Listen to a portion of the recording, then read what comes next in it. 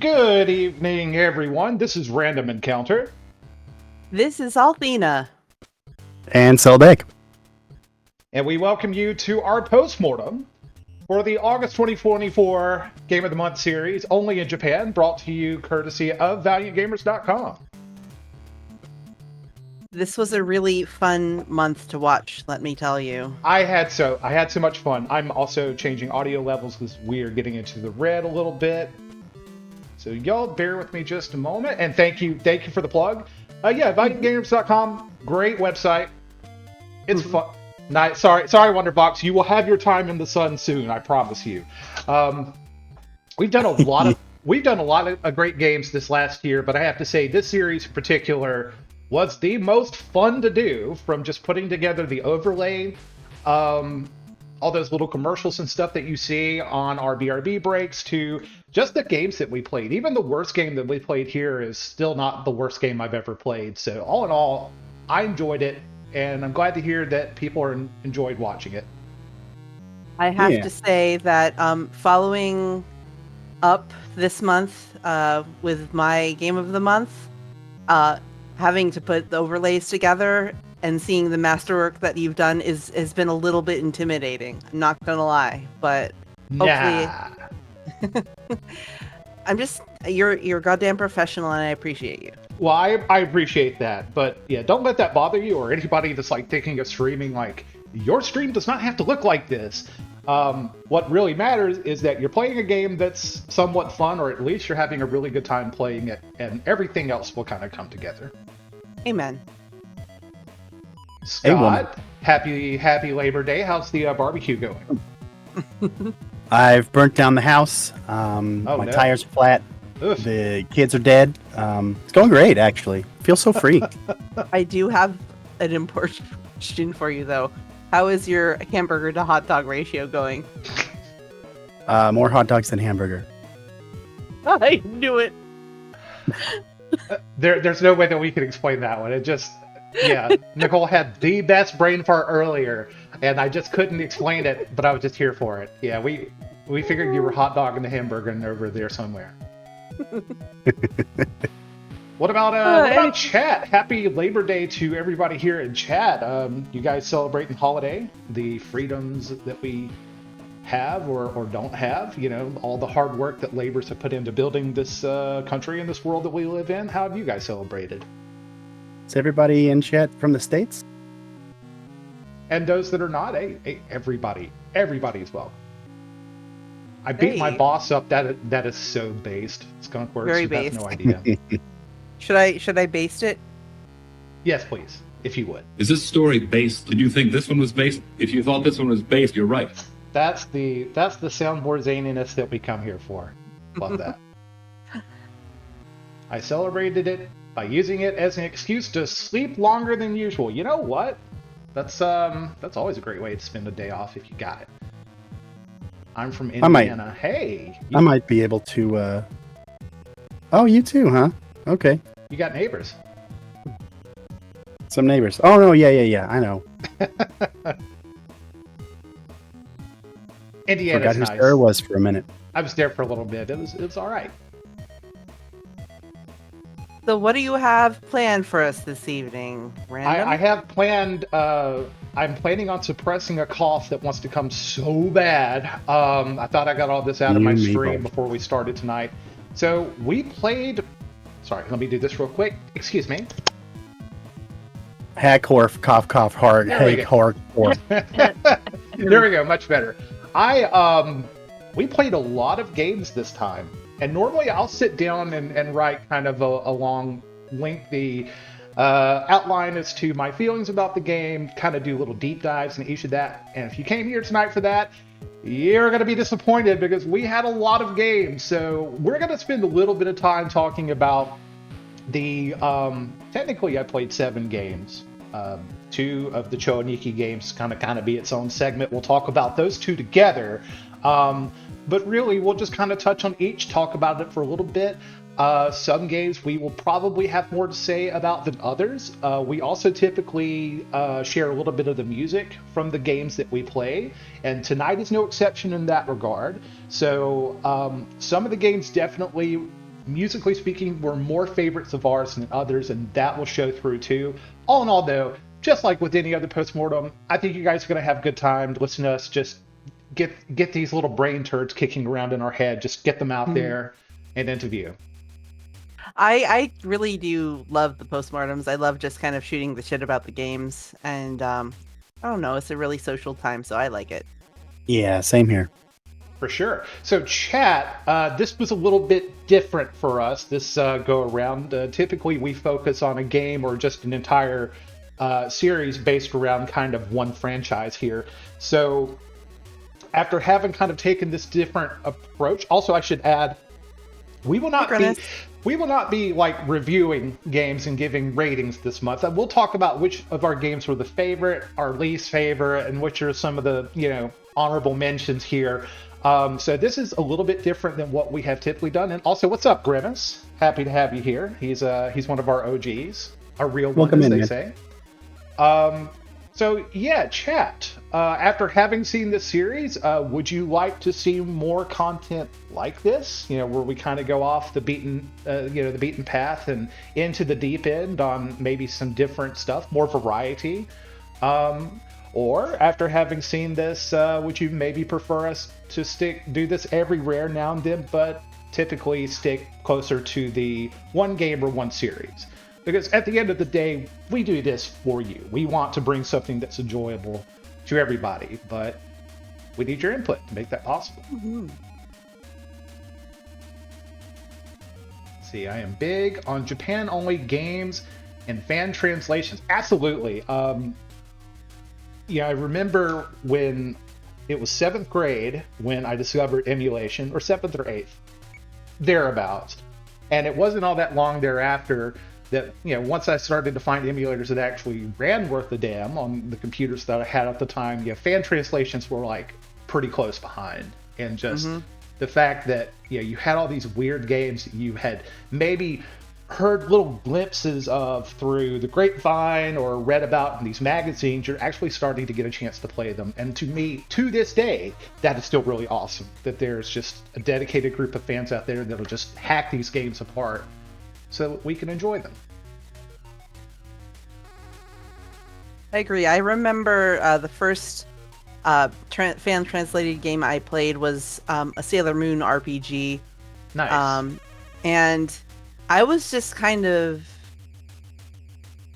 I like the Sailor Moon manga. I'm not a huge fan of the anime, but I did like the manga a lot when I was younger. And I really enjoyed playing something. When you're back in like the 90s, the late 90s and early aughts, like you didn't have a lot of the media that you enjoyed as a young nerd. So to have something that was like so specific about like things that I loved, I thought that was the coolest thing. So I agree. And chat has got a lot of things to say here. I'm trying to keep up with all of it, but yeah, Final Fantasy V was one of the first fan translations I seriously played through.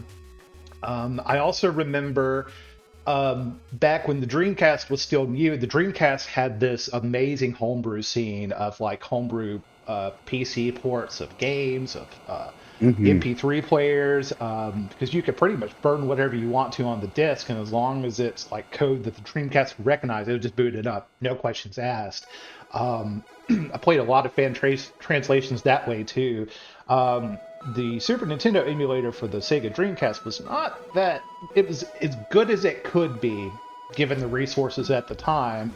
You would really have to turn sound off or play... What you would have to do is like play PAL versions of games that ran at 50 hertz, because those are just slightly less taxing than a 60 hertz game. It sounds crazy, but it is true. It did work. And I played Magic Knight Rare, like the fan translation of that RPG, and it wasn't anything special of a game itself, but again, it was the novelty of, this has never seen our shores. I've never had the chance. I would have never had the chance to play it, but now, it's here. So yeah, it seems like chat has it's pretty kind of divided on the whether they want to see more of things like this or to stay going more deep into like a single game each month. But I think we could take away from this is that, hey, maybe every once in a while we can do this because it does give us a chance to show off some games that we might have missed or show something that we might want to, we really thought was like a hidden gem. But, for the most part, stick to like the tried and true. But hey, variety is the spice of life. And that is useful. So keeping that in mind, I mean, we won't completely stop doing this. So we'll probably do little variety series a couple of times a year, but I love focusing on the games too, like finding one game or two of a series and just really just going hog wild into it, looking up the context of it. It will create a different Post-Mortem than something like this, where it's kind of a more general riff of like, what was the inspiration to bring us here and how did these games make us feel at the time? So yeah, we'll do a little bit of both. If you guys like both, we will bring you both. And I think maybe another thing to keep in mind is that, besides our Game of the Month series, there also is the Team Valiant Plays, which is going to be more of like an ad hoc, one-off, here and there kind of thing, which is what I'm currently doing with Night in the Woods. And I did that for April Fool's Day with Bible Adventures. That wasn't a Game of the Month, obviously, but it was just like an extra stream that I did, and I think that's a good thing too if we just want to show one thing off every once in a while. And what if Bible Adventures was a Game of the Month?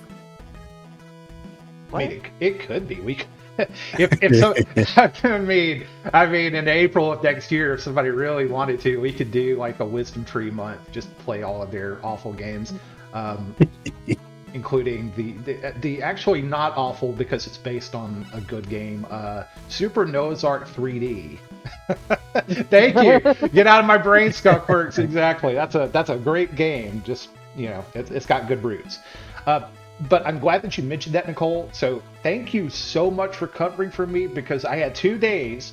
I've been pretty much present for every stream that we scheduled, but I had to take a couple of days off from streaming my usual schedules this month because one day this month my GPU just flat out shat the bed and it died. It just stopped everything right then and there. I wasn't sure what was happening at the time, so I had to go through a whole process of reformatting my stream computer, debugging, trying to figure out what was going on. And then when I figured out it was the GPU, I did have one on standby to throw in, which I'm using now. So that was okay. The downside, the pain of the month, the downside of all of that is I lost, I didn't lose like a lot of like hardcore data. I just lost a lot of configuration. Like OBS, I had to reconfigure a lot of that stuff. My Stream Deck that I use for scene switching and things like that, I had to redo. That was an entire day of panicking, trying to get everything working in time, and Nicole was just there in the wings, ready to back me up. So again, thank you so much. And the second day, I had to go out of town for a couple of days, visiting a good friend of mine, and no regrets there. Needed to be done. Had a great time. Can't wait to go back. But again, Nicole was there to save the day, so thank you so much. I love everybody here at this website, but I gotta say, I love the admin team. I appreciate you guys having my back. Of course, and I am glad that most of the people here, if not all of the people here, watching, joined me on those nights and watched Night in the Woods with me, and I think we all had a pretty good time. It is a really excellent game with an excellent soundtrack, and I think everyone enjoyed it, so I'm looking forward to finishing it probably in the next 1 or 2 sessions.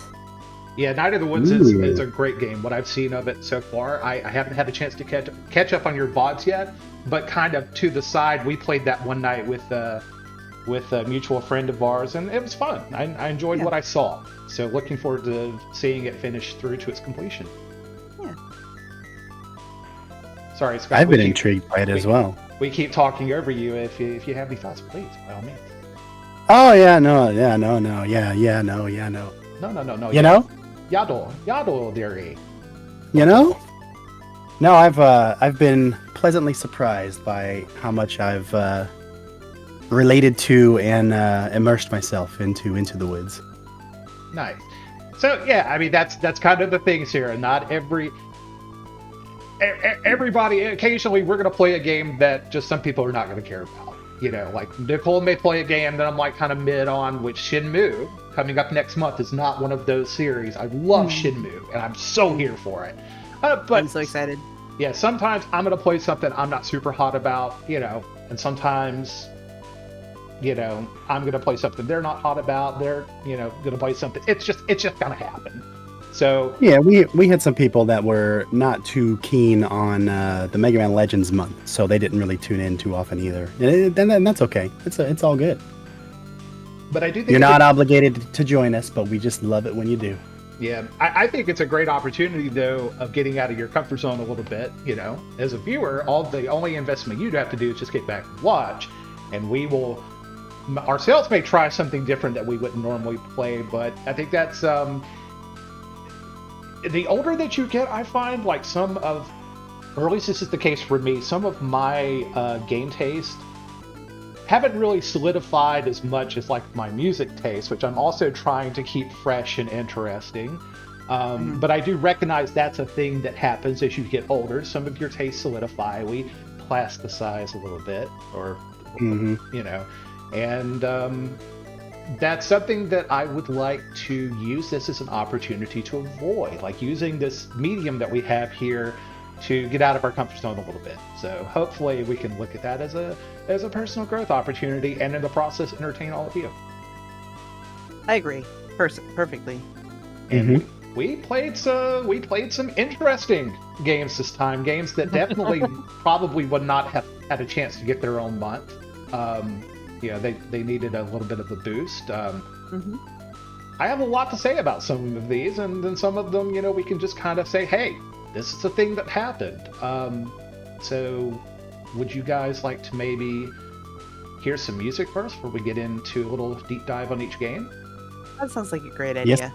Yes, please. I would love to hear some music. So those here in voice chat, if you'll give me just a second once we get it going, I will get you a feed shared. And you guys sit back. We got about 15 minutes of music coming up, so stick around.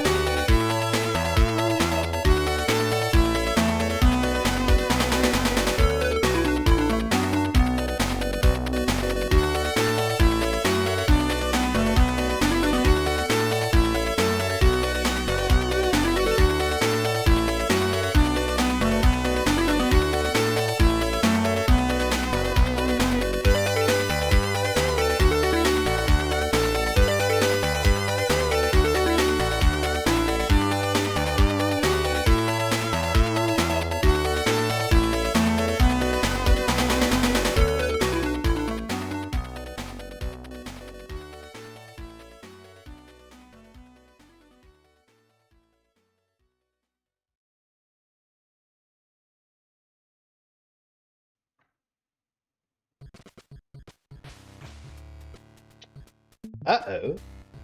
What happened to the TV? I broke it. What did I do? You gotta fix that, dude. I do. Put it back on the aux channel. These old CRTs, they don't make them like they used to. Exactly. I'm looking here. Put it on the Hideo channel. Whatever. This is fine. Anyway, so I hope you guys enjoyed some of the music, and as you can tell, we had a clear favorite, musically speaking. I'm going to leave it to your imagination which favorite that was. I was not, when I first played that game, yeah, we'll talk in more detail about that here momentarily. When I first played it, I was not expecting such a bop, but here we are. And honestly, I think it was probably, soundtrack wise, it was definitely the strongest out of the entire collection of games that you played. So For sure.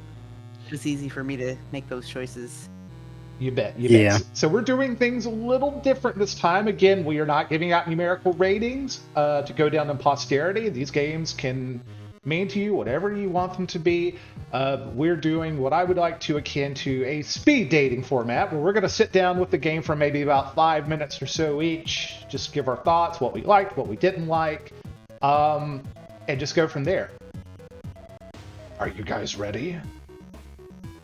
Well, I can tell you already, I don't think will have any luck trying to speed date Choniki. I need some enthusiasm. Are you guys ready? Aye, aye, Captain! My voice is a little strained right now, so don't expect much. Wait a minute. Why is this not working? Fuck. What's happening? Oh god, what's happening? Nothing is working right. What's going on? Have you tried smacking the TV on the side really hard? That used to work. Oh shit, now I know what's going on. Boom! Choniki. It's working again, guys. Sorry, how do I technology? Okay. So, I mean, just look at your screen, guys. I mean, you know, it's like I said when I first started playing Choniki. You know, there are some games that you look at and you think, this game should have come to the U.S. It would have done well. You know, they didn't understand American sensibilities, you know. And then I saw this game, and I'm like, nope, it stayed exactly where it belonged, and it would have probably, it would have been a congressional hearing back in the 90s, because we saw that video games were making Congress, and for all the wrong reasons. But yes, Choniki, this whole series is flamboyant in so many ways. It is a beautiful artistic statement, but I don't think it would have done well in America. No, not even a little bit. I mean, I think I would have probably enjoyed these games, but I never would have confessed to anybody that I had them. And the conversations, it's like, no, I'm a straight white man. You don't understand. Guys, come back. We can play Super Mario. It's fine, right? I have to wonder if they did release Choniki over here in the States, if Congress would pivot their argument of video games and violence to video games and homosexuality back in the 90s. Probably. I mean, sad part is, it's like I'm surprised, you know, because a lot of political, I don't want to make this stream political, but a lot of political arguments, vaguely speaking, kind of make cyclical appearances. And I feel like we're almost due for some kind of, I don't know, moral panic is the word that I'm looking for. I don't know that a lot of games are really kind of pushing the edge in terms of sexuality, but for sure, this would have. Grimace, I almost made that. I almost went there instead of the video games and violence thing. Different era. I don't like the Japanese men that they're putting in video games. It's turning my freaking kids gay. Yeah, I mean, like Sarah says, Altered Beast was enough to make you gay and furry, so... I mean, Altered Beast had, like, uwu built into it. Wise from your grave. Wise from your grave. Marriage! Nice. So, all of that being said, there was one game that made an American appearance for the PSP, Choniki Zero, I believe it was. And I have played it. It's pretty good. I I couldn't bring it to the series because, you know, we have a theme here. So that maybe that'd be something to look at one night when one of you guys have a, oh shit, I can't make it, I need something. And I'm like, guys, Yeah. I have just the thing to get us banned from Twitch. Let's go. Let me just address the elephant in the room, Barry. That's not an elephant. There, But it is as big as a trunk. there are a few games that you played that did actually have a domestic release. Yes. This was a mostly in Japan. Yeah. month. So I tried to do my due diligence, do my research, but I have to say it's a good problem to have, right? Yeah. Because we discovered in the process of doing the stream, oh shit, god damn it, this had a domestic release. But I will never poo-poo on the availability of more nonsensical media like Choaniki or whatever else, you know, that didn't make it coming over here. Yeah. That is a good thing. And to be fair, most of the out of Japan releases were fairly recent. Right. Yeah, like Panorama Cotton was what that got a Switch release within the last year. Yeah.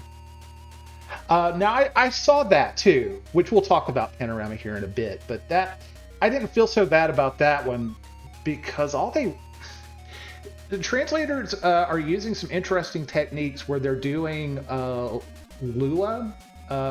They're using the Lua scripting language to kind of add in some translation effects without actually hacking into the ROM. Like the emulator's reading memory, but it looked like it was superimposing subtitles in parts of the game. Now that's interesting. I just have to. I'm gonna let you finish, but I have to shout out Grimace. He also knows about Oendon. I wanted him to do Oendon, and we couldn't do Oendon because I don't know why we couldn't do it. I want to. If I didn't miss a stream, Nicole, that would have probably been possible. Again, I'm so sorry. She has been standing for Oendon Osu like the entire time that we've been doing this series, and there will be a chance to do that. I promise you. It's okay. It's okay. It was good to see someone else. That I'm not the only one. The music could cause issues with Twitch. That is true. Unfortunately, that's a problem that we continuously run into. When I was doing my charity marathon stream, we ran into that very same problem with Jet Set Radio Future, which is a shame because that game is great. Anyway, we are way off topic here. So we've got a bunch of other games to talk about. Let's double it back around real quick. What did we like about the Choaniki games? What did we not like? And did you have any other assorted thoughts? I will start with ladies first. Nicole. I really enjoyed the Choaniki. I liked watching it. I watched it kind of with my mouth agape. I just was like, I don't know what I'm seeing right now.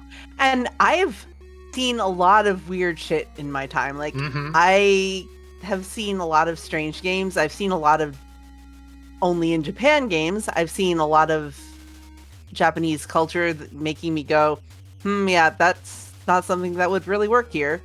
But this game, it managed to take me by surprise. There were a couple of moments where I'm just like, well, you know, that's a tree that looks like a, you know. So yeah, no, I thought it was very entertaining. The music was a bop. It looked fun. I would have enjoyed playing it, I think, but I also looked very frustrating at times too. So yeah, that's a great point. It's a lot of fun to watch, but the original, so we touched on this briefly. The actual first Choaniki game is just called Choaniki, and it features a male and female heroine, not these, you know, not it's Samson. I forget the names of the big muscular men. One is named Samson. I forget the name of the other one. It does not feature these guys that you see on screen here, but instead features kind of a more stereotypical Japanese anime male lead and female lead. But it is kind of weird and wild, but not really to this degree. But it lays the foundation that these strange-ass games build on, for sure. Yeah, Choaniki, it is not super fun to play because as inventive as the mechanics were, trying to do them in practice in a side-scrolling shooter is beyond frustrating. And it would be enough to turn me off to the game if it wasn't for the fact that everything else about the game is so fucking weird and wonderful and I can't stop. I know that Scott was a big fan of the jiggle physics in that game. Uh-huh. Oh yeah, really, really, really well done with that pixel animation. Gotta tell you. Attention to detail beyond the nine. So, Scott, is your assessment about the same? Did you enjoy watching those games? Yeah, it was about the same. It was fun to watch. I don't think I would ever play it myself. I like shoot 'em ups, but it kind of seems like in an era where shoot 'em ups were plenty, where there were plenty of them, they were kind of throwing shit at the wall, seeing how they could shock and surprise and delight in any way they could, just to get a sale or something. And while they didn't do a bad job at all with this, it does come across as if it was trying for the sake of standing out rather than an actual statement, like Nicole was mentioning earlier. Sure. At least to me. Yeah, I don't think that's a really good take. I don't think Choaniki has I don't think it has a great plot point it's trying to get across. I don't really think it has a point. It's just weirdness for the sake of being weird and embracing those things that are both quintessentially Japanese and outrageously homoerotic. And that's okay. Like that's fine. A game doesn't have to make a great point. It just has to ultimately be fun. But even in cases where like Icho Aniki is not a super fun game to play, you will never forget Icho Aniki. Ever. I will never. I didn't play it, but I will never forget it. That's true. It made you feel something. Whatever that something is. It had an amazing soundtrack, even if the soundtrack didn't really feel like it fit a lot of the time. So we've talked a lot about iChoaniki, and real quick before we hit the next non-Choaniki game, the PS2 version was a lot more fun to play. Raised a really good point that this was an era just a flood with side-scrolling shooters. I mean, there were a lot of them that I were looking into in consideration for playing during only in Japan, and just it's not a surprise that a lot of these just didn't make it over here. There were so many, and it was really hard for these games to stand out in a meaningful way. These definitely made the cut. I mean, we might judge them a little bit for that they're just extreme for the sake of being extreme, but it worked because they're here, and there's a lot of other games that I considered that didn't make it. So the PS2 version is a lot more fun to actually sit down and play. It's both more forgiving in ways because it lets you continue from where you left off, but that final boss rush was a motherfucker. So you have to get good. You have to memorize the patterns. And in that regard, and at the same time, get used to that totally not rubbing my dong, rubbing your PS2 joystick in circles to charge up your man beam. So getting good at all that and actually finishing the game, I felt like it was a fair challenge. I didn't feel like the music in that game was as strong, but name one other game where like you're going to get wiped out and gamed over by a drag queen throwing their wig at you. There's not many. Yeah. I watching you play that one, there was a song in there that I recognized from, I want to say like 10 years ago. I heard it and it stuck in my brain because it was so memorable. But it was also really annoying, which is why I didn't choose it as one of my picks. Fair. But I was like, oh, that is from this game. Wow. So interesting. It was the Neko Nabe song. Neko Nabe. I'll check that out once we got. Send me a reminder in Discord, and I'll check that out when we're done here. It was almost akin to, I was watching the 2008 Olympics, and for one of the archery events, they were playing music from Dynasty Warriors 4, and I was like, oh, let's fucking go! It was great! Oh my god! That is amazing. It's like, we'll pretend I totally didn't notice that, but I saw it. I seen it. I think we said that all that there needs to be said about Choaniki. Are you guys ready to move on to some new shit? Yes. Oh, yes. Are you ready, kids? And boom! Splatterhouse Wanpaku Graffiti. So, love it.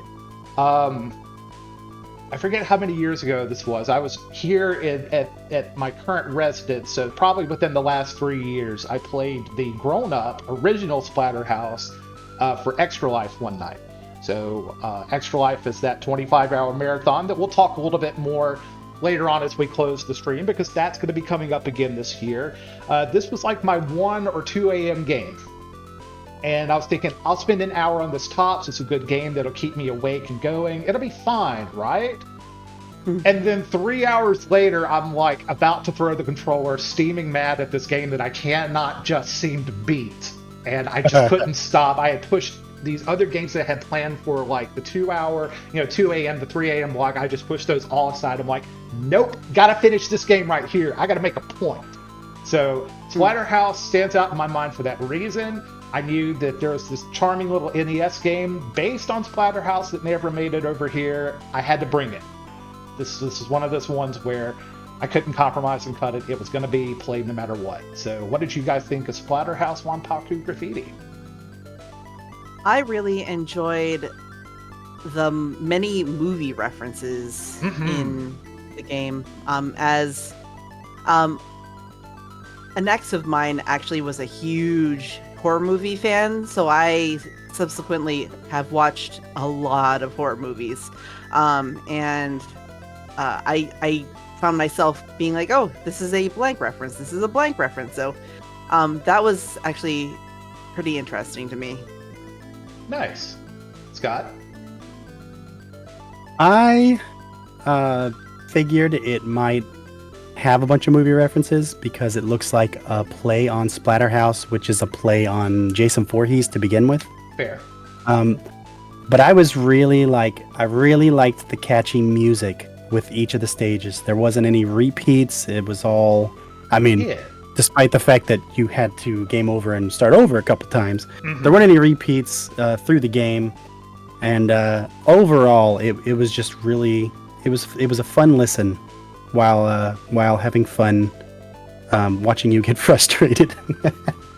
It was fun watching you get frustrated. The pumpkin can eat my entire ass, my penis, and my balls, the whole package on a plate. I was not a happy camper.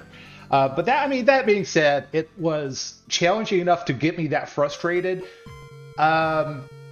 It wasn't an unfair challenge. I just had to get good. That's just the process of those old games, is that they present you this intense, immediate challenge that once you get over it, you're going to finish that game in an hour, in subsequent playthroughs. Like, we were done in that stream in just like 2 hours, I think, right? Yes. It's one of our... I do want to add, I think I got more feedback about the Splatterhouse Wanpaku Graffiti more than any other game you played this month. Interesting. Of people just being like, wow, Random got really mad. I'm sorry, guys. I'm okay. Don't worry. Despite appearances, I am pretty well adjusted. They liked it. I apologize. I need to be right back. No worries. Semi-emergency, but keep going. I should be back within a few minutes. No worries. Yeah, I if you guys had fun watching it, that's what makes it worth it, right? That pumpkin bastard. That was a challenge, but I enjoyed playing it. Like Scott said, it sounded good, it looked good, had those cute little references, and yet I can definitely see why I didn't make it, because it was, it was weirdly cute and gory at the same time. Mm-hmm. A little bit frustrating, not the most super kid-friendly kind of game, a Nintendo game that you can see, but Japanese kids are just built different. We couldn't really do anything without freaking out over here. Or at least our parents couldn't see us playing anything without our, A game like this over here, like it would alienate the kids that would be attracted to the art style, because it's too gory, and then it would alienate the horror and gore fans because it looks too cutesy. So it unfortunately, as a person of culture, I can see the appreciation for both, but not everyone, especially back then, would have been able to. Right, and ultimately, the only thing I can really knock it for, it is a short game. Even with the frustrating pumpkin boss, once I finished it, Again, one of our shortest streams to date. I could probably go through now and play it in an hour, and it's done. And that was kind of the fate of just certain NES games. If you could overcome that challenge ceiling, there really just wasn't a whole lot there, because again, the technology was still very nascent. But Nicole had her own problems with Pumpkin Man on Night in the Woods. Spoiler! God, no, I'm just kidding. That's fine. Yeah, pumpkins are dicks, just no matter what game they come in. I enjoyed it. I would play this game again maybe a couple years down the road, just, on a Saturday afternoon, just hanging at the house. I got nothing better to do, right? Right. I'm back, by the way. Welcome back. Welcome back. You're back just in time. Are you guys ready for the next game? Aye, Captain. Hooah! LSD Dream Emulator. Ooh. I was aware of this game and a little bit about what it's about, having read some articles, but this was the perfect chance to experience this firsthand. I do know that there's somebody out there working on a Unity port of this game, kind of calling it LSD Revamped, and possibly adding new content in the future. Would definitely be interested in checking that out on a Team Valiant play stream one night, but that's then. Let's talk about now. What did you guys think of? It's hard to call this a game, but what did you think about this experience? This one probably was the most interesting to watch to me. I really enjoyed the surrealistic aspect of it. It very much appealed to my artistic sensibilities. I know that it was really supposed to be more of like an art project than a game. Right. But I actually really liked that. I guess I didn't try to view it as a game, but I tried to. I knew what they were trying to do, so I just kind of went with it and appreciated it for what it was. And I did enjoy trying to think of ways to maybe manipulate the game to get the different aspects and such. I don't know. It was a very fascinating game to me. I actually, that was one of the games that I really wanted to see more of, and I was kind of sad that we only had one night to get, only so far through it. Yeah, for sure. Scott, did you have any thoughts on LSD? Yeah, I think it would have been better as a complete vision put to more of like a movie than an interactive demo of sorts. It was interesting. Why is that? Just out of curiosity.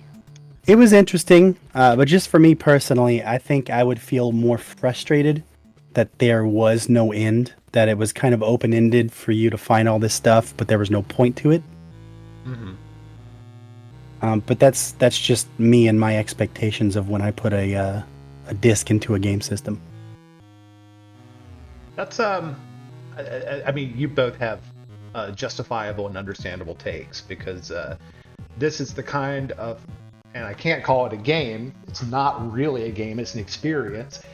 You have to just change the way that you're viewing your PlayStation for like an hour or two, and put yourself in the right frame of mind. If you're in the mood to play a game, this is not the title for you. It's we tried to manipulate it. We were towards the end kind of looking at facts to see how can we augment some of the paths that we're going in, because it's rating your dreams on two different axes here, and we were consistently just ending up on the left side of the y-axis every time, with a little bit of a spread up and down. But I wanted to see what would happen if we went more on the right side, and any weirdness that would come. But you have to be really careful, because anything that you touch within the quote-unquote game will trigger an advancement or a warp of some kind. And there seems, it's code at the end of the day. Unless it's just a lot of random number generator rolls underneath the hood, there's something deterministic going on under there. And I was trying to game that a little bit, but at the same time, that's not really the right mindset to go, because, even then the game is still going to take you off the path. It's not really deterministic, and you're playing it with that game mindset that you really need to set aside to get the most out of this. And if you're not into that kind of experience, and you really just want a game, again, this is not going to be the one for you, but I had a good time exploring and just seeing what would happen. And it was really fun when you would have these random videos, nonsensical videos come up too, you know. You literally did the same thing you did the last playthrough, but something completely different happened, and now you're trying to interpret this video as if it is a piece of art and try to say, what does this mean to you and what does it make you feel? Not many games do that, though.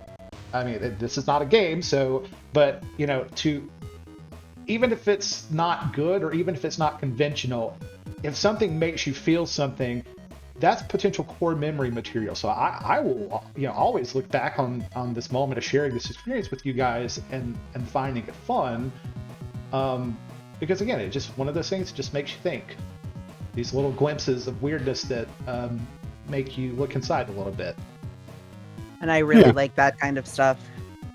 So this was pretty much right up my alley. I like anything that makes you think, so. Yeah, this is one I could see. If I don't do this one more on stream, I would like to kind of fuck around with it, you know, if I have an off day in my personal time and just see what kind of weirdness I can extract from it. And also, I should definitely take a look at that LSD revamp project because it looks kind of interesting. I was just going to bring that up. I ran into that today. Oh, yeah? Actually. Yeah. Looking around for any potential soundtrack for the PS1 game, or non-game, I guess. Yeah. Which, by the way, there is an official soundtrack for. Really? I found out that somebody's got a little project going to revamp the game into a modern setting. Sorry about the cat noises. I've got a new kitten and she just wants attention. Oh, no way. Don't apologize for cats. I love cats, personally. I think, sorry, not sorry. I think many of us here enjoy cute animals, so please, by all means. Definitely a cat person, so yeah, never feel bad about that. Well, again, glad we got to have this experience here. Hard to call it a game. I mean, if we rated any of the other titles that we explored, I can't rate this game. You know, it just doesn't. It's not something that you can objectify in that way. I give it a perfect 5 out of 7. We can't have. If you know, you know. Next game, shall we? Yes. And bam! Panorama Cotton. This one stole the show for me. Nice. So this game had big Slayers energy, and I was there for it. Yeah, we were talking about Slayers like the entire time that we were playing it, and then like a couple of days thereafter on the forums, it awoke some core memories of people. Mm-hmm. So, I even think Skunkworks started watching Slayers because of that discussion, and I'm not upset about that at all. I might have to check it out myself. I'm a little gun shy about starting new animes these days, but hey, it sounds like a pretty low investment, right? It's a classic. Skunkworks? It's not like you're watching a new anime. But Skunkworks, what did you think of Slayers now that you got it started? I can't English anymore. Anyway, so while you're thinking about that, and while I'm trying to rebuild my brain there because I smell toast, Scott, you seem to like this. You seem to like this game the most. What did you like the most about it? Well, following up the last month, the game series of the month, Star Fox, it was very reminiscent from that over-the-shoulder, arcade-style, on-rails shooter. So already up my alley. But the Cotton games are great. And now I didn't know that Cotton had an on-rails third-person from behind, whatever you want to call it, perspective, because they're typically more like Choaniki in that they're side-scrollers, shoot 'em ups. But seeing this run the way it did, it really reminded me of, well, I've got a brain fart. I was all over it before. The older than it arcade game. Space Harrier. They came to the Master. Yeah, they came to the Master System. Space Harrier, thank you. Which was a lot of fun back in the day. And, you know, I love Star Fox as a series. I love on-rails shooters of all kinds. And this was just, it just stood out for me because of all the games that you have played, this is the one that I resonated with the most. That's a lovely take. I'm glad you enjoyed it as much as you did. Scott, I think you're going to enjoy next month watching me play Shenmue, because that you might see some Space Harrier again in the very near future. Oh, hell yeah. There better be a fuck ton of Space Harrier and Super Hang On and all the hits. Outrun, I'm really looking forward to Outrun. Oh yeah, of course. Skunkworks said, it's charming and simple. It reminds me, Slayers in this case, it reminds me when anime felt like this entirely new world that you could only get at the video store, at the mall, the pre-Toonami era. The episodes are 20 minutes with the intro and that sounds like comfort watching right there. Kill gods. It absolutely is. Drink gallons and gallons of tea. Hell yeah. Also, what's up, Jet? How are we doing tonight? You said this was Angel Beats? Angel Beats? What? The show you all are talking about? Slayers. Slayers, not Angel Beats. Not Angel Beats. No. Completely different. It smells like hamburger in here all of a sudden. I think it smells more like hot dogs. It could be. Yeah. So, Nicole, did you have similar assessments about Panorama Cotton? So I enjoyed watching it, and Nice. It looked like a game that was really fun to play. Mm-hmm. I think I would have enjoyed it. Much the same as watching Scott play Star Fox. It's a game that a style of game I never really played much. Yeah. But I think I would have enjoyed playing it had I played them on a contemporary level. And I'm kind of sad I never got a chance to. Yeah. I wasn't sure what to expect going into this. I know that we started playing it for a couple of minutes and then just had this absolutely insane intro that we had, because we had the just Japanese version. There was no translation and we had no clue what was going on. And I'm like, I have to know. So Scott was very quick and on the draw of absolutely legally sourcing at the very last minute an English version of the game, and thank you for that, Scott. And it's one of the few times where we just stopped the stream and basically had a mulligan and a do-over and started from scratch again, and it was absolutely worth it. I couldn't tell you the story of the game because it's batshit insane. Seriously, find a copy of this game any way you can and play it. It's wild, but it's wild in one of those anything goes. It's the 90s and it's anime style that Skunkworks is talking about, where things are just weird and fresh and it's in this hand-drawn style that doesn't quite exist in the same way anymore, and it's just wonderful. It does take you back to a place in time, and of course it's on the Genesis, so you have blast processing. And I would have a hard time seeing this game on the Super Nintendo, because even with the Mode 7, there is so much going on the screen at one time. And frankly, it was a lot to keep up with.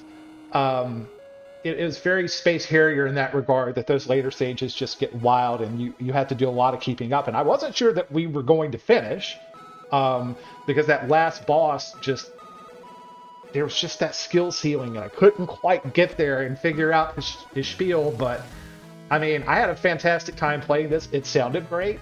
I picked, Scott picked 2 of the songs from the soundtrack, and if he had not picked those, I would probably pick those too. They were good. The first stage was a bop 2, which didn't make our tracks, but it was good. It sounded good. It looked great. It was mostly pretty fun to play. When there's a lot of stuff going on the screen, even that blast processing is just doing its best to keep up with it all. This is one that I think it probably almost it could have used like a PlayStation 1 kind of retouch. I know that was kind of the case for some games. Sadly, that didn't happen. I don't know how much interest the modern audience would have to remake this game for, but I'd love to see it. It was, I think it would do really well in more modern hardware. Yeah, I mean, they seem to be gearing towards re-releasing all of the Cotton games, as well as I can't remember if they released a new Cotton or if they just like remade Cotton with better hand-drawn graphics. But either way, it seems like they're not opposed to the idea. And I agree. Love to see it. I agree with you, Vox. The 90s were my favorite decade of anime, and I haven't really been as into them since. So very nostalgic. I have been getting into some 2010s animes. There's been some pretty good ones, but that's not a conversation for now. I'm just the most recent anime I watched was Vinland Saga, which was good. But yeah, the art style of the 90s is something I would love to see a throwback from, except, cell animation is expensive and time consuming, and so that probably won't happen. But still, this would be a perfect place to discuss. We have a site for this. What? Oh, yeah. Excuse me? Oh, wait a minute. I think you've mentioned this before. What is it? It's Schmaliant Bamers. I don't know, maybe Vox Valiant Vamers? Maybe? Salient Damers? Oh, there it is. Shit. Yeah. Wondervox has it. He's got it. He knew. He knows. Vox, I'm glad Wondervox is here. I told you, Vox, you would have your moment to shine tonight. Thank you for that. Yeah. ValiantGamers.com. We have a nice little community there. It is like, we've been getting a lot of posts lately. It's fun. Yeah. And don't be shy. Come and say hello. Come and talk about something that you care about. We will not judge you. We just want to hear what you think. And also, maybe I'm jumping the gun a little bit on this, but you guys keep posted. In the next couple of weeks, we have a neat little development that I think you guys will find interesting. And that's all I'm at liberty to say right now, because Nicole's holding a knife in the background. Put it down! Put it down. It's okay. I won't say any more. Just step away from the microphone slowly, and everything will be fine. Okay. All right. So just stay tuned. It's good times. Next game. We're almost at the end.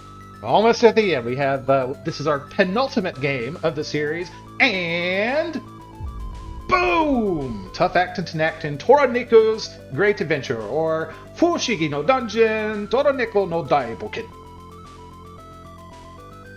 This was another fun game to watch, and it was the only game I wasn't able to stay all the way through the stream for, and I feel bad about it, because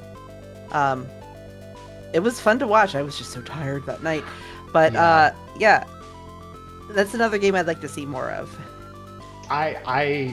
I was talking to you guys behind the scenes when we finished the stream. I was saying, hey, I might need another night to devote to this.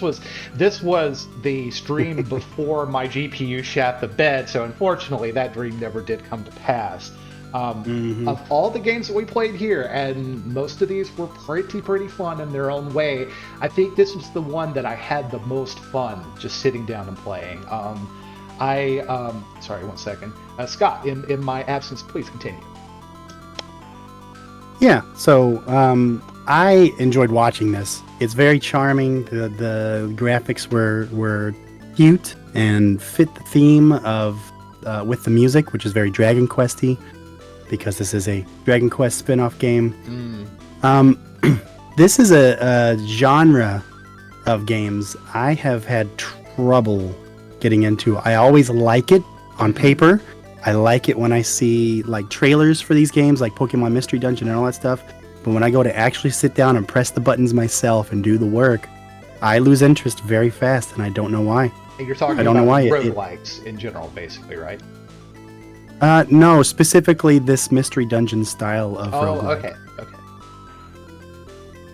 Roguelikes too, so maybe that has something to do with it, but I really like I played the crap out of the dungeon crawler of Airgaze for the PS1. Okay. Not that was a very good one, but when I was a kid, I would rent that all the time just to do that, and I could get into that one. But any other game that's like that, I have had a lot of trouble. I've been like, wow, this looks awesome. I want to do this, and then I played it, and it's like, well, I could be doing something else. So I can't explain that about myself. I do have to say, you seem to be having a lot more fun watching this game than other games. You were talking a lot during the stream. You were really engaged. Yeah, I was very engaged with this one. Like I said, I had a lot of... I really enjoyed watching it. But when it comes to sitting down and playing it myself, I don't know that I could put the time investment into it. Now, that being said, I did play a little bit of Persona Q2 on the 3DS probably 7 or 8 years ago, and I really enjoyed that. But I didn't get very far before another game came out and took my attention away. Gotcha. But that was another game's fault. That wasn't just me going, meh, maybe not. That was me going, you know what? I want to play this other one more. Yeah, roguelikes. Yes, Air Gaze.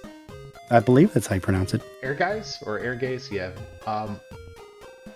Forsaken Dungeon was half of. I have never actually played Air Guys, which I should probably do something about.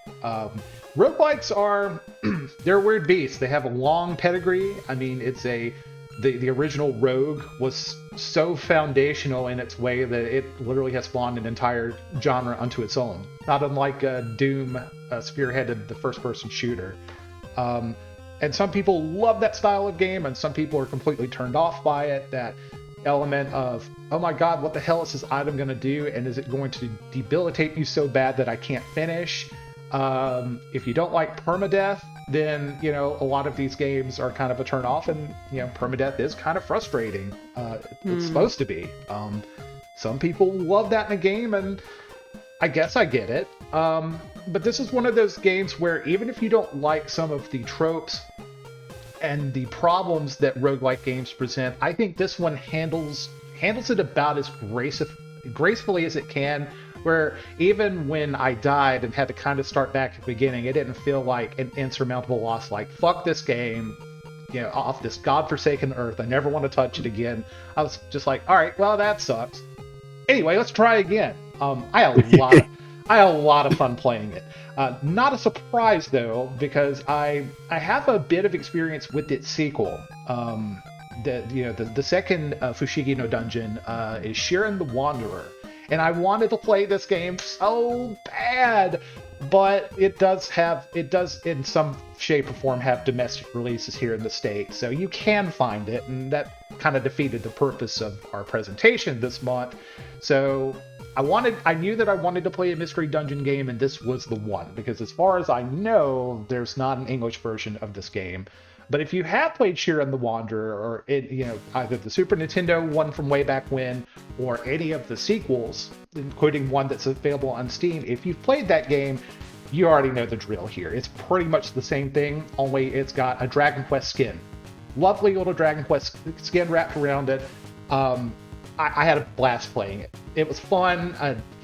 Scott, it was even more fun that you were engaged with it too, and that kind of created this positive feedback loop where I really wanted to keep going and seeing how far we could push it, even though I'm looking at the clock and going, I've got to go to bed or I'm going to be miserable tomorrow. And I know you guys are an hour ahead of me, so I wanted to be respectful of your time too. Enjoyed it so much that I really wanted to devote another stream to it. So if I have to step in for somebody, I'd be happy to play this again. Musically speaking, nothing can hold a candle to Choaniki. That game just blew everything else in this series out of the water. But as far as the look and feel of the game, it was tops. And I'm glad that you guys seem to enjoy it too in Chatland. Yeah, I don't know that I would have chosen it as a top pick, even though it is great, because it is basically just borrowing from the Dragon Quest series. Mm-hmm. And it's like, okay, it's a Dragon Quest game, you get the standard Dragon Quest music, which is great, but it didn't really stand out compared to the other games that had their own music, to me. Yeah, I mean, if you like what you see here, and maybe you don't love the roguelike element, but you like everything else about this game, go play Dragon Quest. Dragon Quest is a great series. We were talking in chat earlier about Dragon Quest 8. Fantastic game. We ought to bring it to you at some point. Maybe we can get it finished in a month, in which case we'll do it. I recommend 11 to anyone who hasn't played it. I've got 11, and it's just sitting there in my Steam list like, see me. Yeah. Before we move on to the next game, I just want to point out that there are 2 other Tornico's Great Adventure games. Number 2 and number 3. What systems? I think 2 was on PlayStation 1 and 3 was on PlayStation 2, but don't quote me on that. I'm trying to get off of memory of things I looked at earlier today at a glance. I will have to check that out. So, highly recommend this game, and if you like it, I highly recommend Shiren the Wanderer. That's also a fantastic game, and that's more of its own thing, not part of an existing series. It is set in medieval Japan. You're a wandering samurai with your little marmot buddy. So I would also like to add that although maybe it wasn't terribly like it didn't really stand out as a soundtrack. I think it was Sarah who said before it even started, when we were playing music, or when we started, I don't even remember when it was exactly, but she could tell that it was from Dragon Quest before she even saw what game it was. So it definitely was. It may not have stood out to us, but for like a fan of the genre of the franchise, it did stand out. So who is absolutely. Who's the composer of Dragon Quest? That's Koichi Sugiyama, right? That sounds right. Yeah, I mean he's got a style. I mean Dragon Quest, you can immediately hear something and say that is from Dragon Quest without a doubt. That's not necessarily a bad thing. I heard towards the end, because he passed away, I want to say a couple of years ago, and towards the end of his life, he's getting older. He was old, like he was Japan old, and his compositions were getting a little less interesting. But the guy had been writing music for his entire life, a lot of it for the Dragon Quest series. I mean, it's like Uematsu, I mean, it's just, there's just, you can hear that song and it's like, that is an Uematsu song. You can hear the song and be like, that is a Sugiyama song, without a doubt. One last thing. Sure. Sorry, I didn't mean to interrupt. No, it's okay. One last Go ahead. thing. Just for the sake of posterity, regarding Shiren the Wanderer, the 7th game in the series just released earlier this year in February for all regions. Nice. Now I have a Shiren the Wanderer game on Steam, but I guess this is a more recent one that you're talking about. Yeah, this is the Mystery Dungeon of Serpent Coil Island. Ooh, that sounds fun. I'll have to check that out at some point.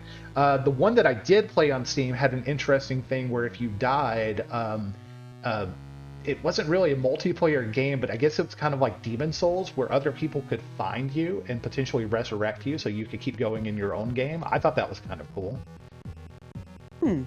Huh.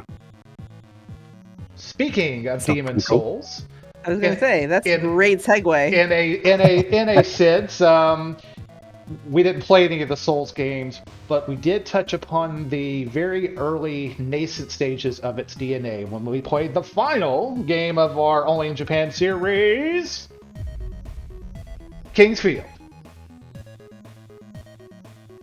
He is dead. He is dead. I'm sorry. I was going to put the cover art up, and then I thought, no, this game deserved a lot better. So it wasn't really in a field much either, was it? Yeah, I knew that was going to resonate with somebody out there, and by somebody I mean everybody. I love you, chat. we love chat, we really do. So as we discussed during its respective stream, we did get the Kingsfield games here, not this one, because of that whole confusing thing of let's not tell America that they missed out on a game. We'll just make Kingsfield 2 and call it Kingsfield 1, and they're dumb, they're fat, they'll never know the difference. But yes, is he dead, Grims? Yes, he is dead. Can I get a you're right, that's correct sound? It's fact. You're right. Yes, you are correct. This was an interesting game because of all the games that we played.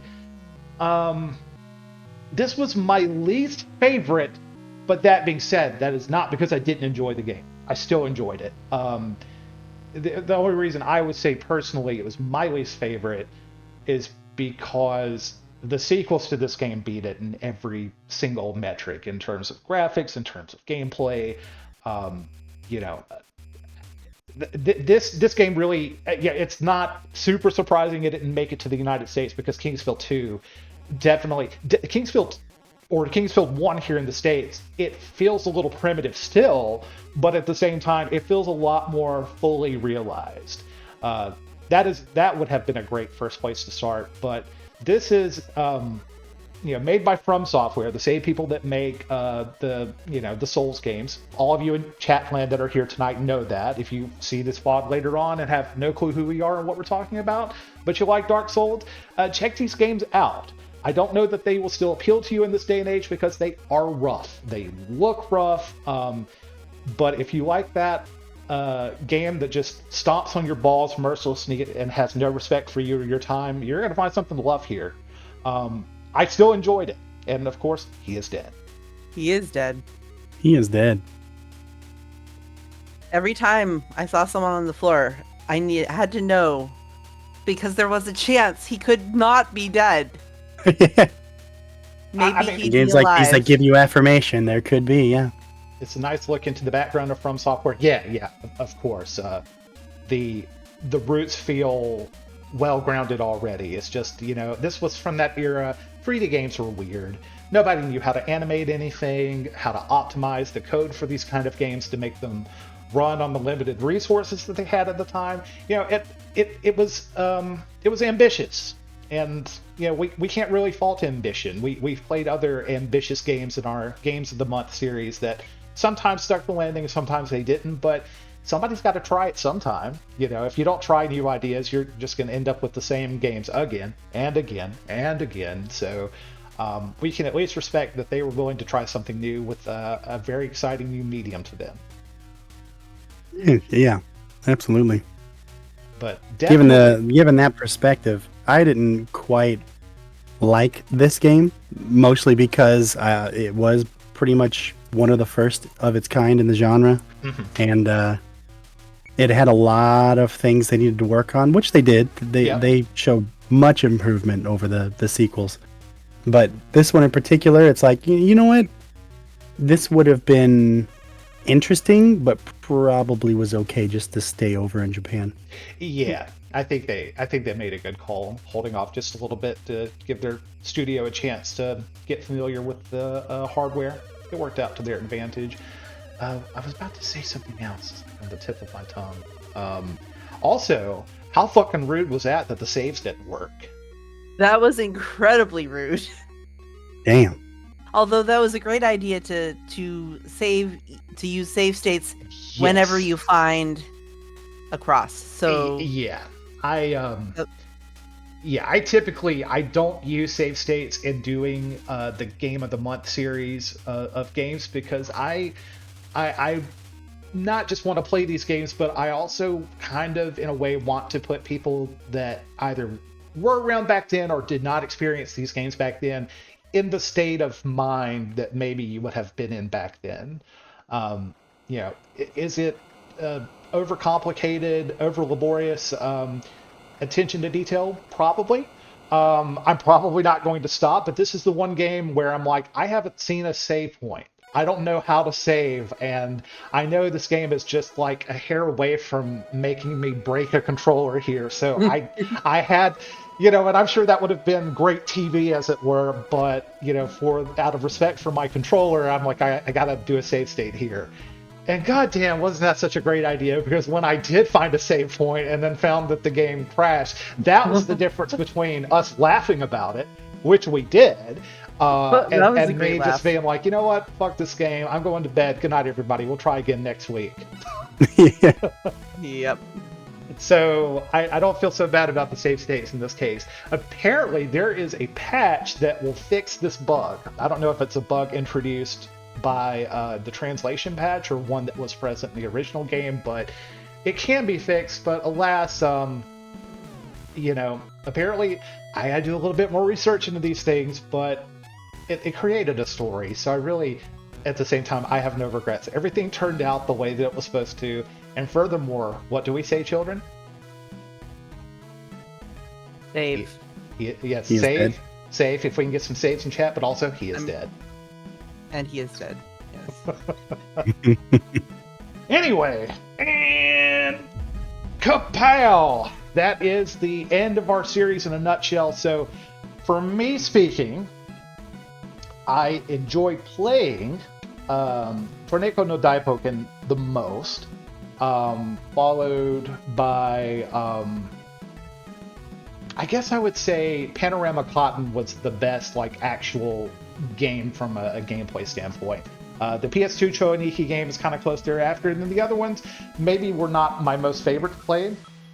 Like Choaniki was very frustrating in terms of the game mechanics, but again, an absolutely unforgettable experience. What about you guys? What was your favorite game, Nicole? I think my favorite. I sound so pretentious and artsy, but I think my favorite one to watch was LSD Dream Emulator. Followed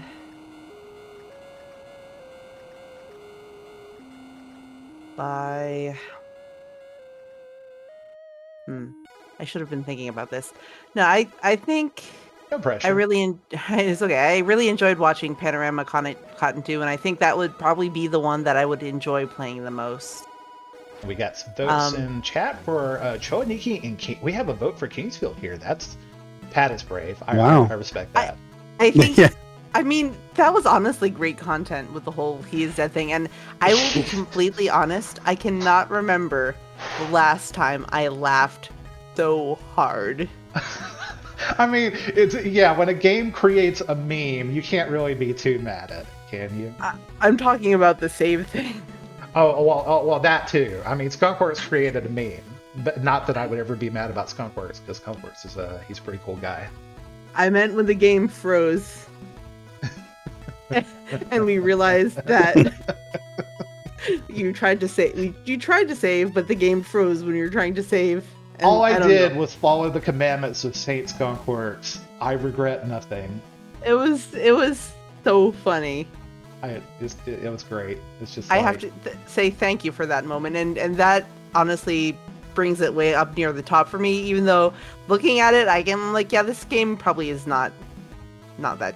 What is like a great Renaissance piece of art that features both God and the devil? Because I would like to take that piece of artworks and like interject Skunkworks' Godzilla avatar as God, and sorry to put that pressure on you, Skunkworks, but then like have the He is Dead corpse as the devil, just tearing at the soul of mankind to save or not to save. That is the dilemma. I'm kind of thinking about that. One piece of art where it has Saint Michael with his foot on Satan's corpse as he like stabs him. That's perfect. We might have to make that happen at some point. Yeah. So Scott, if I'm wrong, correct me, but I think Panorama Cotton is probably the one that you enjoyed most as a game. Did you maybe give a second place or a game that you hated the most? I don't know if I would say I hated any of them.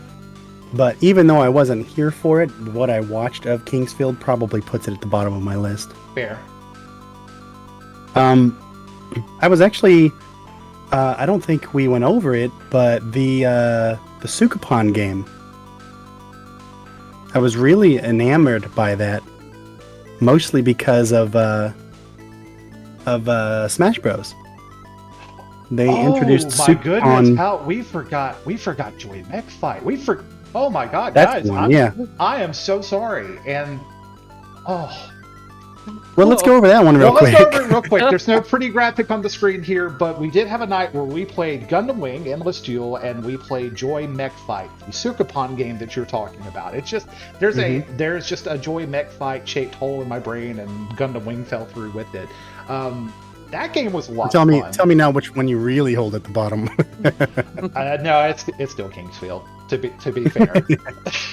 Yeah. I still enjoyed Kingsfield, so it's all good. Yeah, Joy Mech Fight took me by surprise. I did not expect you to have a game that was referenced as an assist trophy in another game that I hold fairly dear to my heart. Mm-hmm. But B, I didn't expect a simple NES fighting game to go as heavy as it did into mechanics like Mega Man, and I was really enamored by that. I was kind of sucked in by it. I don't know that it looked like it was very technical or complicated at all. I mean, it is a 2-button game after all. Right. But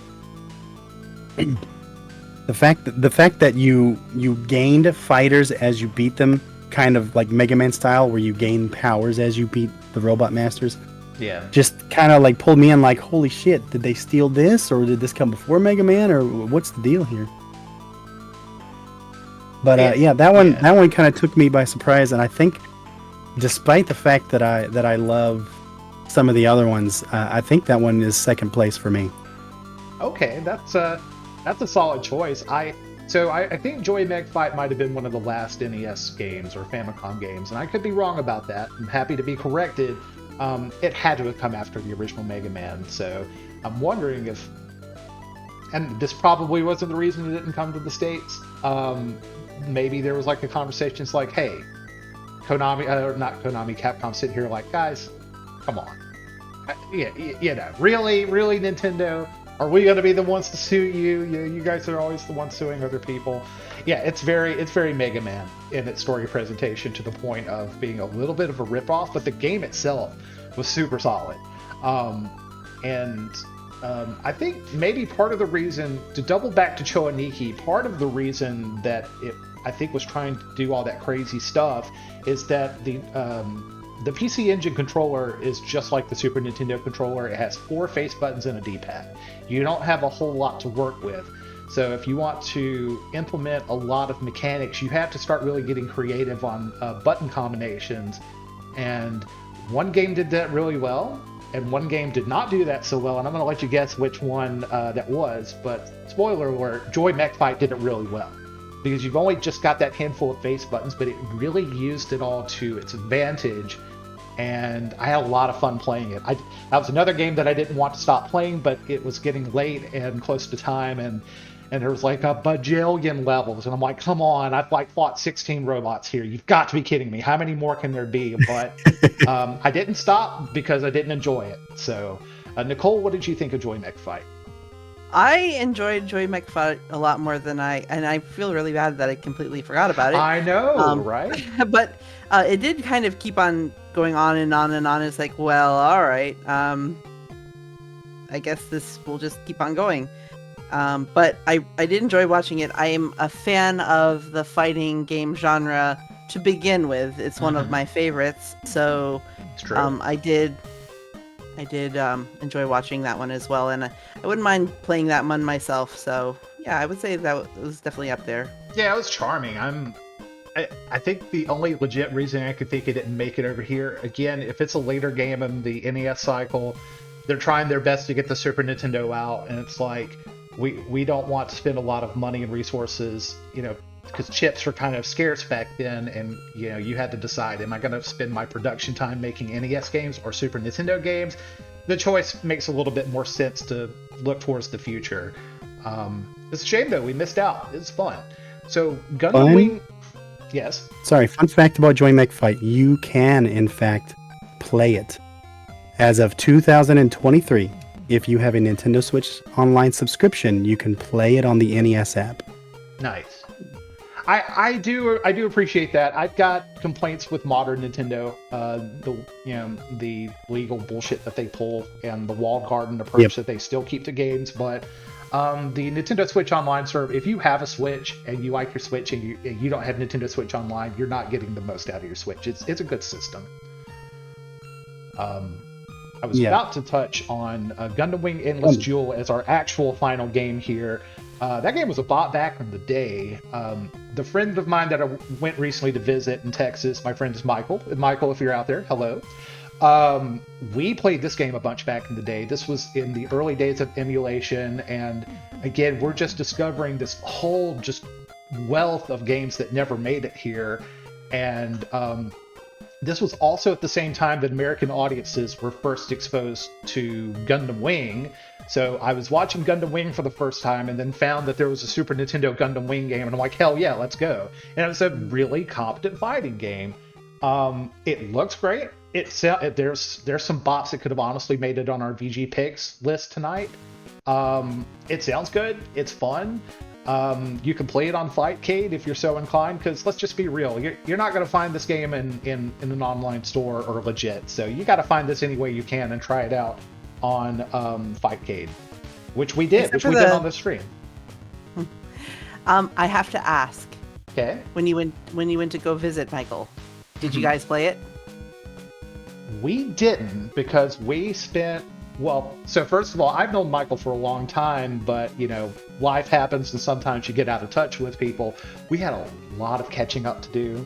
Yeah. And the second day that I was there, we spent working like 6 or 7 hours on a project that I'll tell you more about later, Nicole, because you would probably appreciate that more directly. But I brought my computer and set up and everything, expecting to play video games, and wouldn't you know it, we didn't play a goddamn video game. We spent more time just working on other stuff, but it was time well spent. I had a fantastic time during my visit. So sadly, no games. We didn't get a chance to play Gundam Wing, but it's bop. It's fun.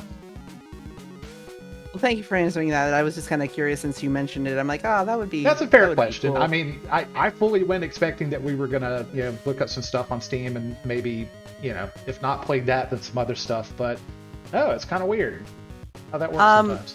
So I had played that game before, a long time ago. Yep. And I remember being a lot better at it than I. Yeah, same. So yeah, that was a little bit embarrassing, but it was all in good fun, and it was kind of good to revisit. Because I do remember watching Gundam Wing. I remember enjoying it. I remember playing that game. Pretty much all of my friends, which includes Grimace, so shout out to Grimace out there. We all had seen Gundam Wing and knew about that game. So yeah, it was nice to revisit that. Sure. Yeah, I'd love the chance to actually play an online match of it. Fight game's really amazing. We're gonna play around with that sometime off the clock, so to speak.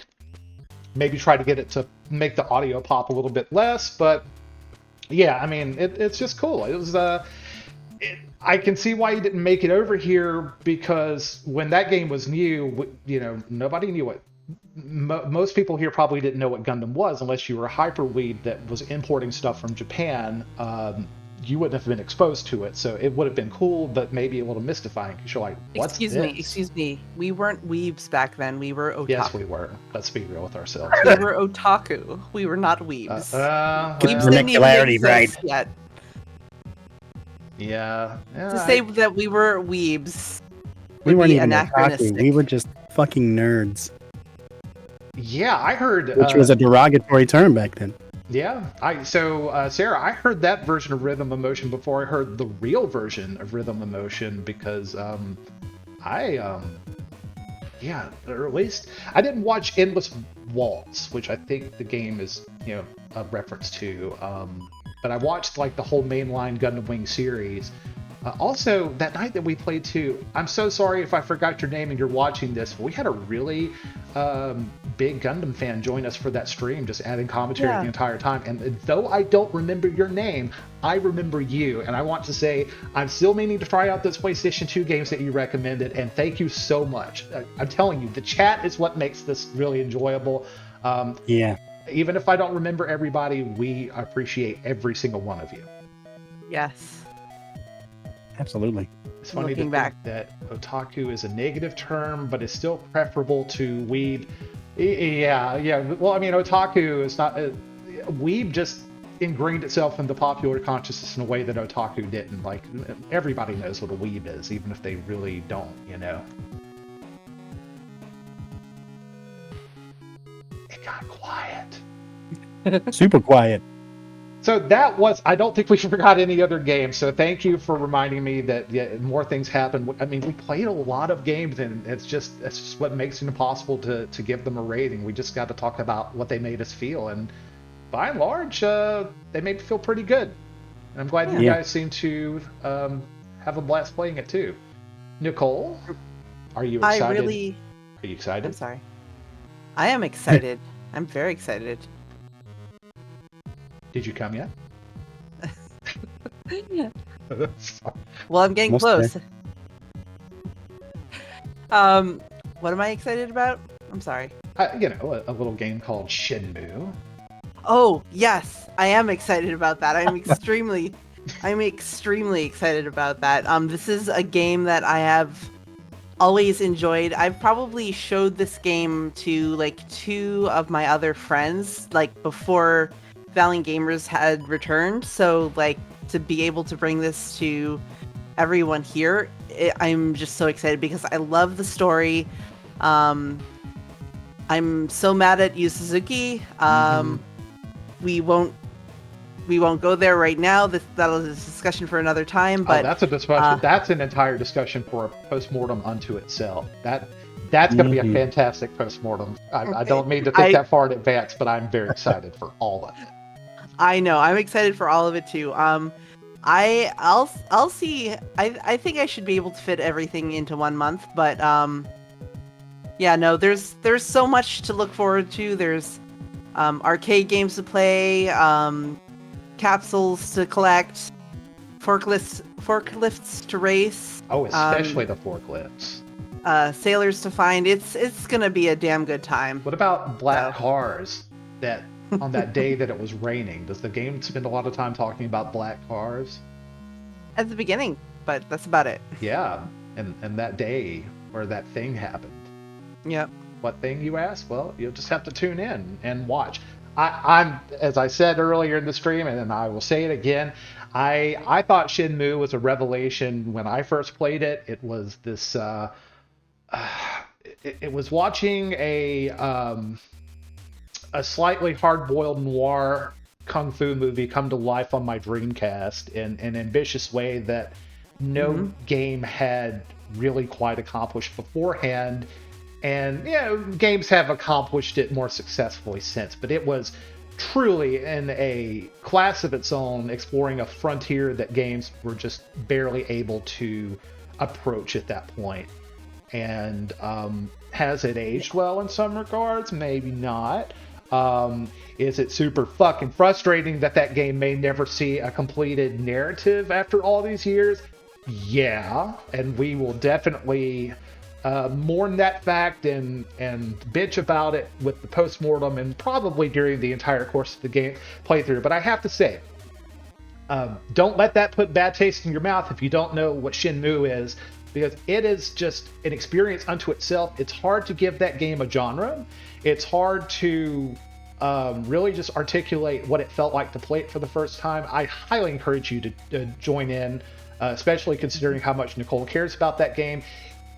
It's just a mood. It's a grand mood, and it's got a little bit of something for everybody. I am looking forward to it. I have not seen or played this game much at all. I've literally only seen bits here and there of it. So getting the full context and seeing it play through for the entire month is going to be really good for me. I think you're in for a treat, Scott. But I tell when, as Barry said, talking about the potentially unfinished narrative, I went through, the past 25 years or so of my life thinking that there never would be a Shenmue 3. Right. And a Shenmue 3 did come out. For better or for worse. I will say overall, I liked it.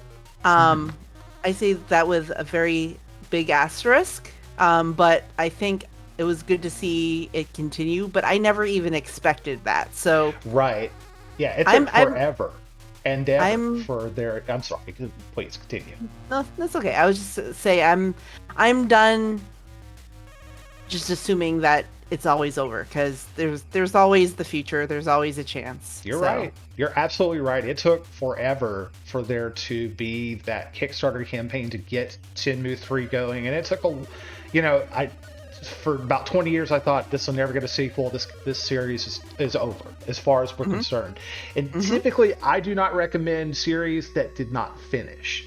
There's a narrative there that you'll just never get a satisfying conclusion for. But the thing about Shenmue is that I think those games individually more or less wrap up in a way where you can, at least in your heart of hearts, ship the rest of the story.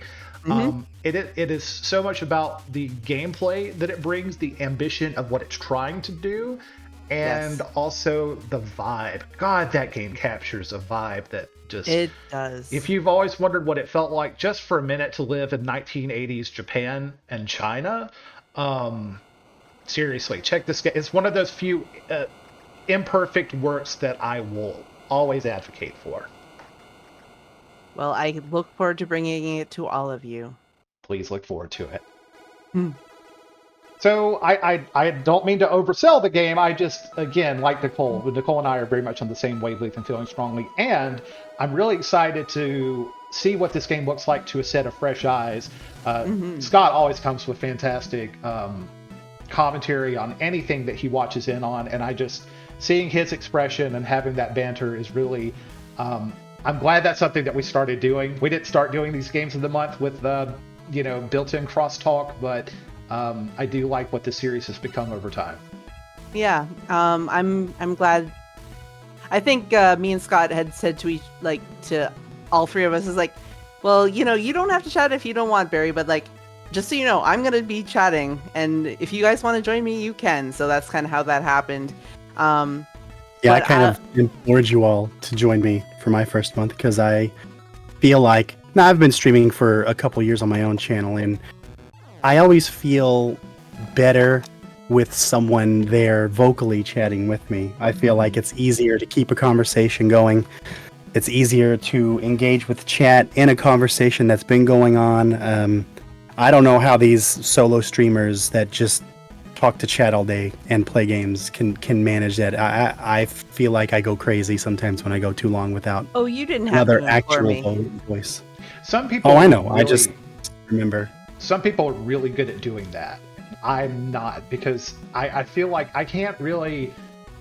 Maybe I just have a Commodore 64 of a brain that can't meaningfully engage with chat while at the same time trying to pay attention to my game. So, leading up to us starting this website and doing these series of video, when I would stream on my personal channel, which I might still do from time to time, I typically focus on the game and the presentation surrounding the game, and I just don't talk much. Like I'll type in chat, but I don't speak much. The lone exception to that was my charity marathons, which I will be addressing momentarily because that is coming up soon. But until then, this has brought me out of my shell in that regard a little bit. It is a lot easier to do when there's actually somebody, if it's not there in the room with you, which is fantastic, having somebody there and chat with you to just bounce things off that you're kind of familiar with, you trust, that has brought me out of my shell a little bit. The Vagrant Story stream that we started off with didn't have any of that at all, and we have talked about if I had the chance to go back and redo that game and series, I would be on microphone for that, because God, if you guys could have just heard me rage sometimes, I think that would have been fun in and of itself. But yeah. I'm a shy boy, but you guys bring me out of my shell. Well, hey, it's all good. Hey. This whole endeavor has been an evolving process. Yeah, I mean, I think we all have a lot to offer. I think we're all pretty dynamic personalities, so don't be shy.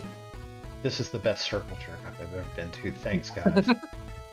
I'm almost there. Keep going. Circle jerk? Oh, I was putting it up my anus. It reminds me of that Turkish painting of all the guys daisy chained by the bum together, but it's just Scott. It's just wrapped around his waist like that, because, brother's packing. He does seem to be packing. Wow! On that note, I'm going to make a not so graceful segue here, and also address, and this is something that I've brought up from time to time in our streams, but every year, about usually the very tail end of October, but usually the very beginning of, like, that first Saturday in November, whatever time change happens, every year I raise money for my local children's hospital, and been doing it now for almost 15 years.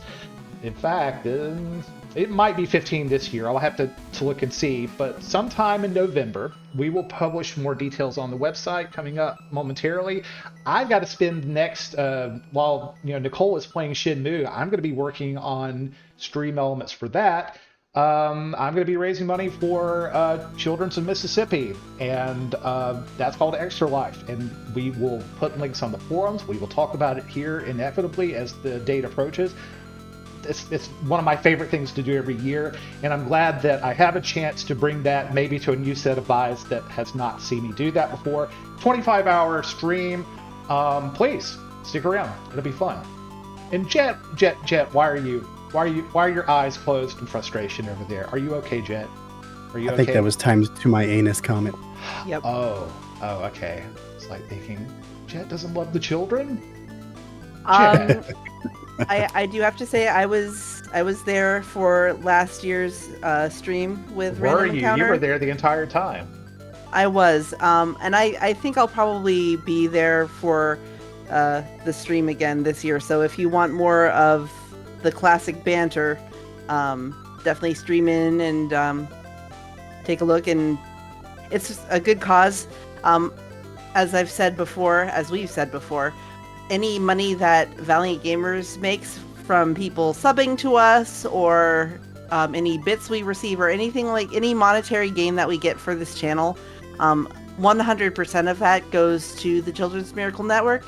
I used to do an extra life stream of my own, and I was wondering if I should do that again this year, but I think I might just focus on helping you out because I do think that it helps to when you have a couple heads knocking together in this case.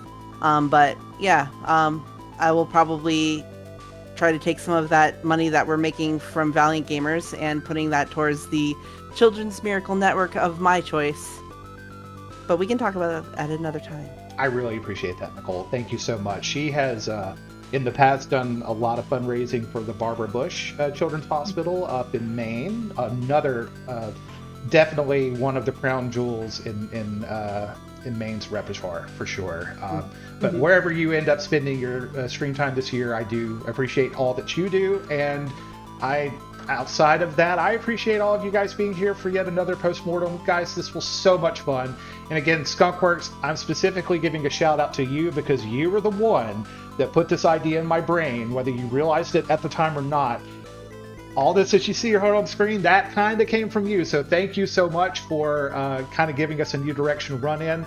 And we definitely look forward to maybe having another variety-themed month in the future. Absolutely. Oh, yes. Any closing thoughts before we call this a night? Anything on your chest? Anyone? Yes. He is dead. He is He dead. is Yep. dead. Oh my God, he's dead. He's so dead. He is fucked. Well, guys, if there's nothing else, we're gonna call this to a close. I am Random Encounter. I am Althena. And I'm Seldick. Tune in with us on Thursday. Nicole, are you going to be starting at 8:30 your time, 9 o'clock? What time should we expect you to get us started? I will probably start at the same time as that you have been starting, so probably around 8:30 Eastern, so 7:30 Central. Sounds good. 6:30 for you Mountain folks. But yeah. Well, guys, please tune in. Shenmue is going to be amazing. But until next time, you guys have a wonderful night, and thank you for joining us. Thank you. Good night, everybody.